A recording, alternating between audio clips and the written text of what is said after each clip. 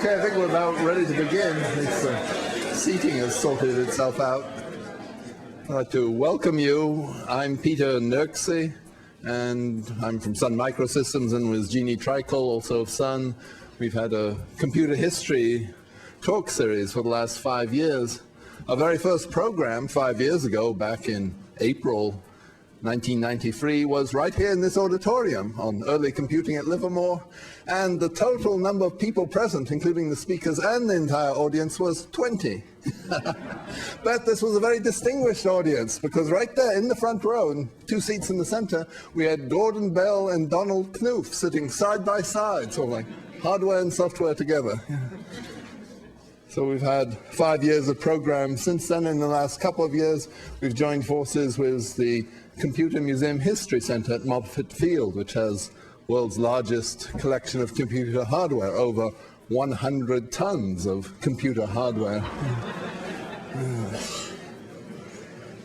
I might say that our second program, after that distinguished first program, was on the 20th birthday of the Ethernet back in May of 1993. Again, a Park occasion, although we held it at Sun, that program. And John Schock was one of the speakers who also suggested this program here tonight.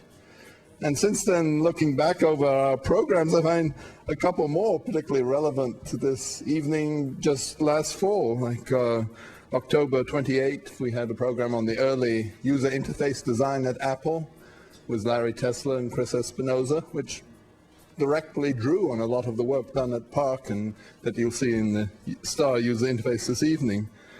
And our November program last year, that was on Doug Engelbart and his writing on augmenting human intellect. And there we had Bill English, who worked with Doug on early input devices, and he had a whole series of early mice that he pulled out of his briefcase, one after the other. You know, some were plastic, some were wood, some were metal.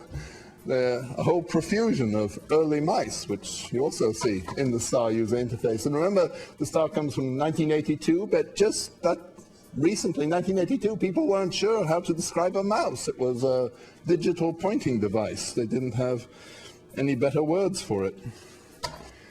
Now, about the program tonight, obviously the main center of interest is the STAR itself, or there's 2 stars running, just in case one falters. I'd like to make a point about the hardware. In my announcement, I wrote how Dave Kerbo from Sun had like 12 stars, from which he was making 1 or 2 run. But those were a later model of the STAR. We were lucky enough for this program tonight to have the original STAR, the Xerox 8010, running. And we're even luckier that we have the original software running on it. And the code to activate the software was only found by Bob Garner 2 weeks ago. So there, I think I've said enough about the series, and well, there's the main topic of the program, the STAR. So I'll ask Dave Liddell to speak now, and Dave directed the STAR development effort at Xerox. Thank you, Peter.